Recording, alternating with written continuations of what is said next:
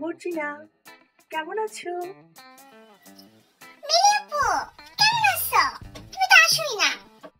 সময় পাই না রে। আন্টি কোথায়? আম্মু পাশের রুমে নামাজ পড়তেছে।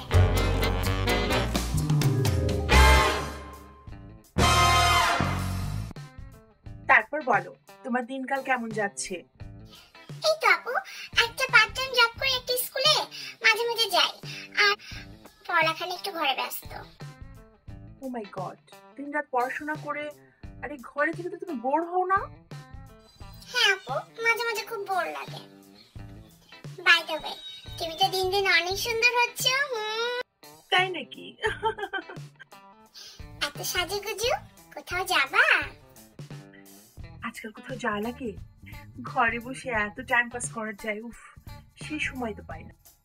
ঘরে বসে টাইম পাস কিভাবে? আল্লাহ, কি বলো তুমি? এই যুগের মেয়ে এতটা আনস্মার্ট থাকলে হয়? চোখ নাক সবসময় খোলা রাখবে। এই মর্জিনা, তোমার ফেসবুক নেই? ফেসবুক আছে তো, রেগুলার ইউজ করি না, ভালো লাগে না। তুমি তো দেখতে অনেক সুন্দর, তুমি একটা পেজ খোলো না কেন? অনেক ফলোয়ার্স হবে তোমার। পেজ খুলবো? শোনো, তোমাকে কিছু টেকনিক শিখিয়ে দিই। ফেসবুক একটা ওপেন করবে আর সেটা পাবলিক করবে, অটোমেটিক দেখবা ছেলেরা এত তোমার ফলোয়ার্স হবে, এত ফলোয়ার্স হবে। কিসের নায়ক নায়িকা? তোমার যত ফ্যান ফলোইং হবে ওদেরও তাই হবে না। কি যে বলো আপু, আমি কি মিডিয়ায় কাজ করি? আমি কি স্টার, নায়ক নায়িকা? এত ফ্যান ফলোইং দিয়ে কি করব? আরে রাখো তোমার নায়ক নায়িকার মিডিয়ার মানুষ, আমরা ঘরে বসে ফেমাস হয়ে যাচ্ছি, এগুলোর কোনো খোঁজ রাখো? কি বলো? গুগলে যে একবার সার্চ দিয়ে দেখো বাঙালি কারিনা, দেখো আমার ছবিটা প্রথমে আসবে। ও মা, বাঙালি কারিনা? শোনো, আমার নামে একটা ফেসবুক পাবলিক পেজ আছে, মাত্র 6 মাস হয়েছে ওপেন করেছি। জানো আমার ফ্যান ফলোইং কত? You can't imagine, 6 lakhs। Oh my god, ঘরে বসে বসে এত ফলোয়ার্স! এই শোনো, আমার মনে হয় না তোমার মনে থাকবে, লিখে নাও, আমার পেজের নাম হচ্ছে বাঙালি কারিনা। আচ্ছা, তোমার নিকনেম তো মিলি, বাঙালি কারিনা নাম দিছো কেন?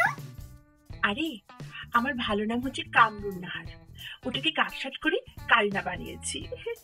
আর শুধু কারিনা দিলে তো সবাই ভাববে বোম্বের নায়িকাটা, এই জন্য বাঙালি বলেছি। আমার সাথে একটু কারিনার মিল আছে না? ও, আসল কারিনা শুনলে তো সুইসাইড করবে। কিছু একটা স্টার ফিলিং আনে তোমার মাঝে, তুমি বুঝতে পারবে না। বাইরে গেলেই মনে হয় যে এ তোমাকে চেনে, ও তোমাকে চেনে, একদম মিডিয়ার স্টাররা যেরকম নিজেকেও সেরকম মনে হয়। তাই?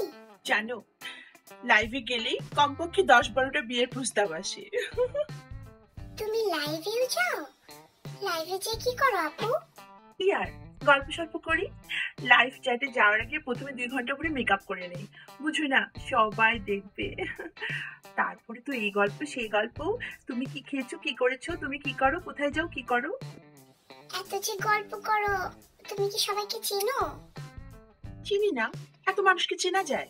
টাইম পাস হচ্ছে, একটু মজা করতে পারছি, এটাই তো মেন। শোনো না, যখনই মন খারাপ থাকে সাজুগুজু করে লাইভে চলে আসি, আর যদি সাজুগুজু না থাকে তাহলে চ্যাটিং করি, এত সুন্দর সময় কাটে। দাঁড়াও দাঁড়াও, তোমাকে দেখাই, এখনই লাইভে আসতেছি, দেখবা কি পরিমাণ কমেন্ট আর সুন্দর সুন্দর ইয়ে আসে। এখন লাইভে যাবে এখান থেকে? তুমি আমার সাথে আসো না, তোমাকে ইন্ট্রোডিউস করাই দিই, তারপর তুমি পেজ ওপেন করলে ডাবল হয়ে যাবে তোমার ফলোয়ার্স। এই আপু, না না না, প্লিজ না। কি বলো? না প্লিজ আপু, আমার না এই লাইফটা এগুলো একদম ভালো লাগে না। তুমি বাসায় যে নিজে নিজে করো, ঠিক আছে? তো তোমার মতো এরকম বেরো শিখবে আমি দেখিনি। আচ্ছা, আমি যে লাস্ট উইকে একটা পিকচার দেখলাম আপুর মতো, এটা কি ও? আপু, তোমাকে একটা কথা বলি। কি বলবা, বলো। না মানে, আমি ঠিক শিওর না, তুমি কিছু মনে করবে না তো? লজ্জা পাচ্ছ কেন? আমার মনে হয় তুমি মাইন্ড মেড আপ করে ফেলেছো, তুমি একটা ওপেন করতে চাও আর আমাকে সেটা করে দিতে বলছো। আচ্ছা আপু, তুমি যে পেজ ওপেন করেছো, তুমি কি পাবলিকলি মানে তোমার ছবি এগুলো শেয়ার করো প্রাইভেট চ্যাটিং এ আর তোমার পেজে? হ্যাঁ, ছবি দেবো না কেন? নিজের সৌন্দর্য একটু শেয়ার করবো না? তুমি সব ছবি শেয়ার করো, একটু প্রাইভেসির কথা চিন্তা করো না? প্রাইভেসির ব্যাপার? তুমি তো শখ করে ছবি শেয়ার করছো, কিন্তু যারা তোমার ছবিগুলো পাচ্ছে কোনো গ্যারান্টি আছে যে সেগুলো নিয়ে কোনো খারাপ উদ্দেশ্যে সোশ্যাল মিডিয়ার অন্য কোথাও তারা সেটা ইউজ করবে না? হ্যাঁ, ঠিক বলেছো, ওগুলার তো আসলে কোনো গ্যারান্টি নেই। আচ্ছা আপু শোনো, একটা কথা জিজ্ঞেস করি, কিছু মনে করো না হ্যাঁ? তুমি যে ছবিগুলো শেয়ার করো, কি টাইপের ছবি শেয়ার করো? মানে নরমাল ড্রেস আপ গেটআপ নাকি মানে? না না, বিশ্বাস করো, আমি ভদ্র ড্রেস আপ গেট আপ করে ছবি দিয়েছি। আমি তো কোনো পচা ছবি কাউকে দিইনি। না না, ওই যে তুমি বলছিলে না যে একটা স্টার ফিলিং আনে, মানে ওই যে ওরকম ফিলিং আনার জন্য কোনো নায়িকাদের মতো ড্রেস আপ গেটআপ করে ছবি দাও? না না, বিশ্বাস করো। সত্যি? আচ্ছা তাহলে যে আমি, আপু শোনো, আমার মনে হয় তোমার সাথে শেয়ার করা দরকার। আমি না লাস্ট উইকে অনলাইনে একটা ছবি পেয়েছি, চেহারা একদম তোমার চেহারা, আর টাইটেলটা ছিল বাঙালি হট গার্ল না কি একটা পচা টাইটেল। ওটা কি তোমার ছবি? সত্যি? একটু দেখাও তো। তুমি তো বলছো তোমার না, একটু চেক করে দেখবে তোমার নাকি?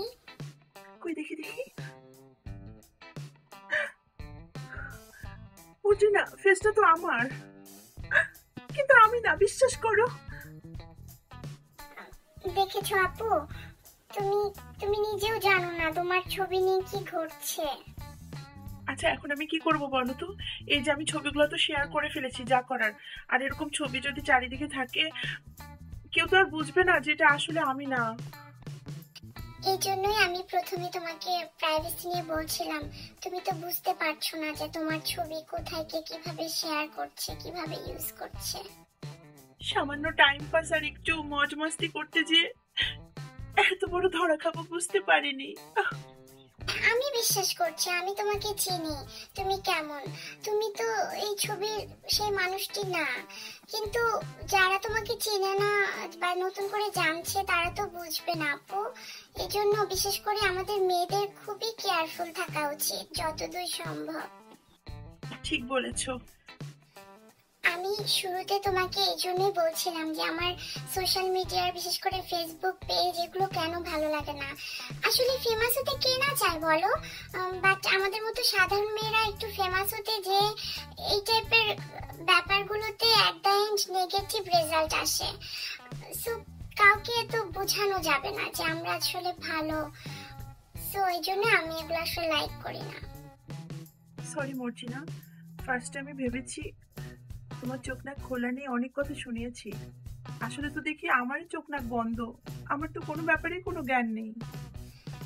চোখ নাক আমরা অবশ্যই খোলা রাখবো, কারণ এখনকার যুগ অনেক টাফ। আমাদেরকে অবশ্যই চোখ নাক খোলা রেখে অনেক সাবধান থাকতে হবে। যতদূর সম্ভব নিজেদের প্রাইভেসি ধরে রাখার চেষ্টা করতে হবে, যাতে কোনো আনএক্সপেক্টেড কিছু না ঘটে। অনেক বড় ভুল করে ফেলেছি রে মর্জিনা। আমরা বাসায় যাই আর তাড়াতাড়ি ফেসবুক পেজটা অফ করে দেই। যাই। হ্যাঁ আপু, শিগগিরই যাও।